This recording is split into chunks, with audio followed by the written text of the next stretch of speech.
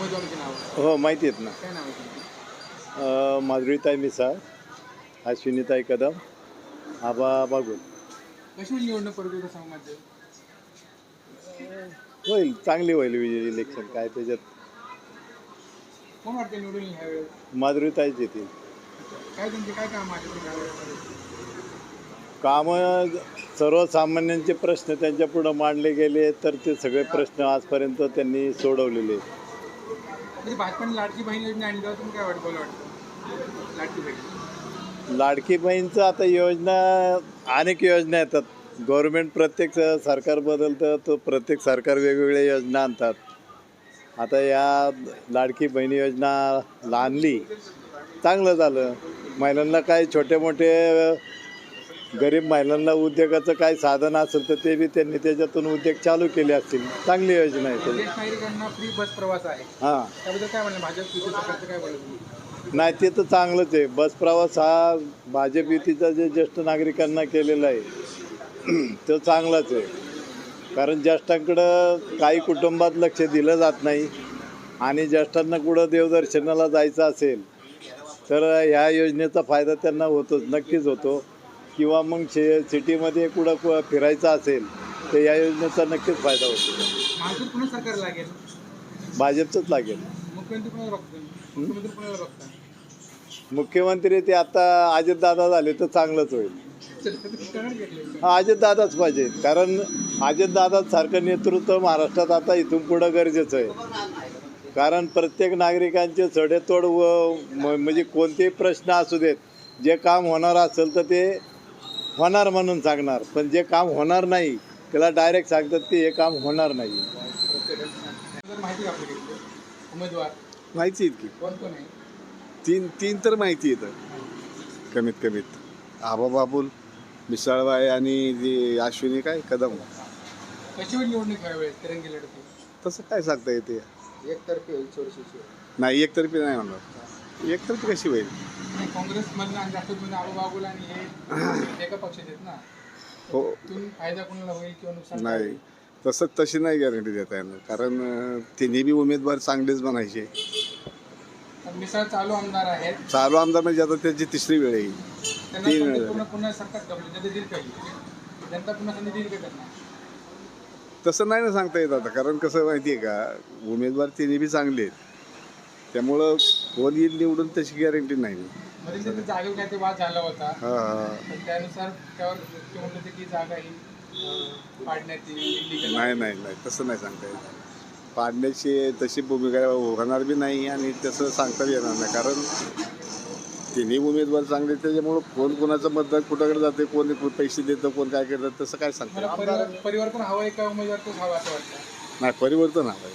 मग आबा आणि एक नवीन अपक्ष उमेदवार आहे, त्यांनी काय हा, नवीन कुठं आपाबी जुना माणूस आहे, फक्त त्यांना तिकीट मिळलं नाही. पण आपाबी चांगला माणूस आहे. मिसाळबाई बी चांगली आहे, कदमबाई बी चांगली आहे. पण आता जनतेच्या पुढं काय सांगता येत नाही ना. आबा म्हणले आम्ही आबाचं असं चाललंय की आता आम्ही सगळ्यांना हे करून आम्ही निवडून येणार दावा करता. आता प्रत्येकजण तसंच म्हणतो ना. कारण मला मी उभं राहिलो असतो, मी बी म्हणलं असतो तर मीच निवडून येणार म्हणून.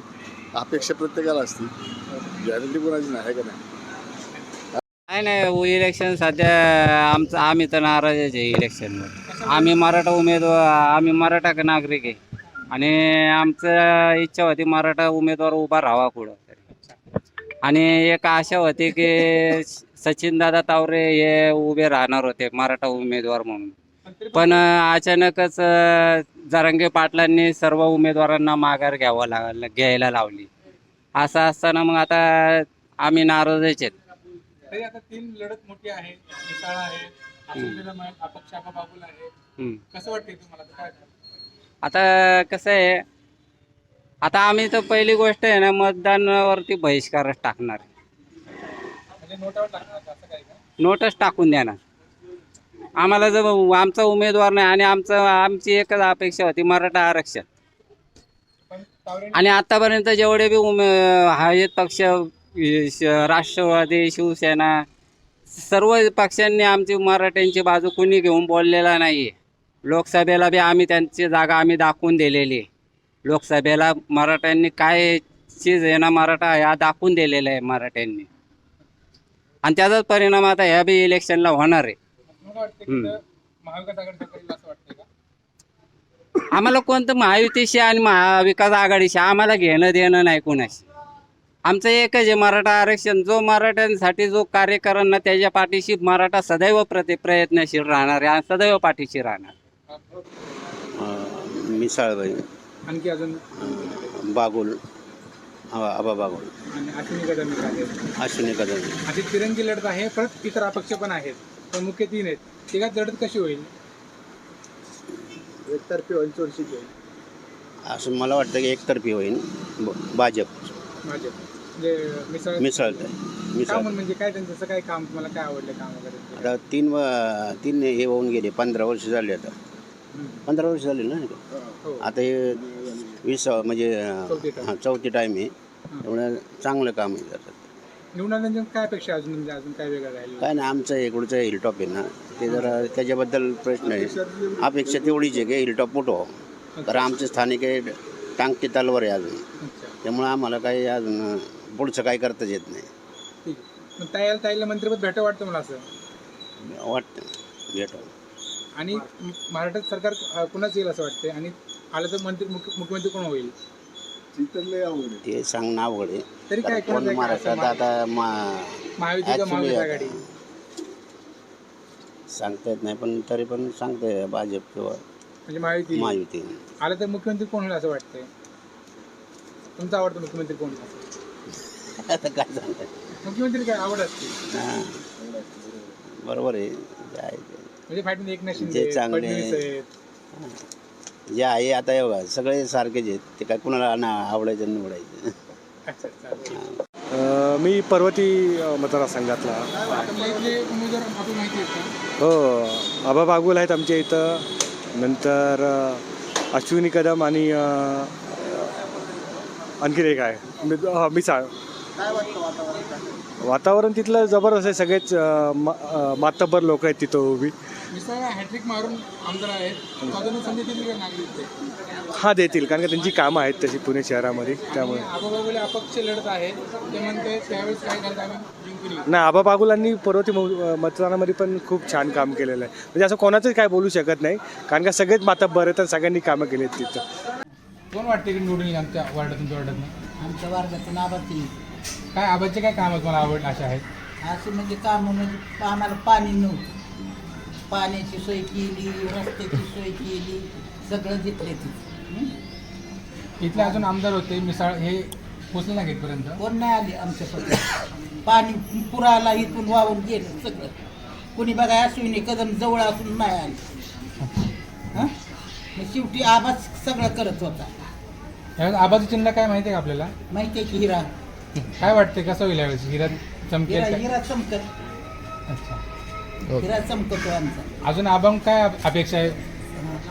आता काय नाही अपेक्षा, तो यावं फक्त. आमचं काय नाही आता. कोण काय घरी देत नाही खायला. आबांनी मध्ये काशी यात्रा काढले, इथं नवरात्रोत्सव केला. सगळं सगळं होतंय. अच्छा,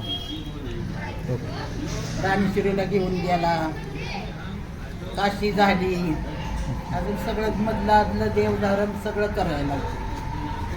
ठीक आहे, धन्यवाद. स्थानिक आमदार माहिती आहे आपल्याला कोणते उमेदवार?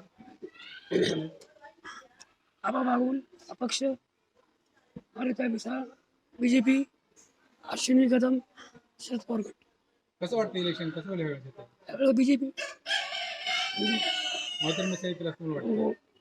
आणि आबा जे आहेत आणि अश्विनी कदम आहेत त्यांचं कसं वाटते लढत कशी होईल? आबाचं काही नाही, कदमबाई आणि मादिनीबाई त्यांच्यामध्ये लढत होईल. काय वाटतं परतमध्ये कसं होईल? परतमध्ये कोणाचा? बागुल जे आहेत ते गेले 30-35 वर्ष इथं स्थायिक आहेत, पण त्यांनी पक्ष बदलल्यामुळं आमचं पण मनोधैर्य हे झालं ना. पक्ष बदलायला नव्हतं पाहिजे, तिकीट नाही भेटलं म्हणून. पण तिकीट द्यायला पाहिजे ना. बरोबर आहे ना. तिकीट द्यायला एवढं वर्ष तुम्ही केलं. आता ई लर्निंग केलं, इथली सगळी शाळा सगळे मुलं तिथं ई लर्निंगमध्ये जातात. तेवढं चांगलं काम केलं माणसाने, आणि त्यांना तिकीट का नाही दिलं? साहजिकच आहे ना, तिकीट द्यायला पाहिजे त्यांना. म्हणून त्यांना माहिती आहे जनताच्या मनात काय आहे ते त्यांनी ओळखलं, म्हणून त्यांनी उभा राहण्याचा प्रयत्न केला आणि उभे राहिलेच. शेवटच्या दिवशी लास्ट मुदत असताना त्यांना हिरा चिन्ह मिळालं.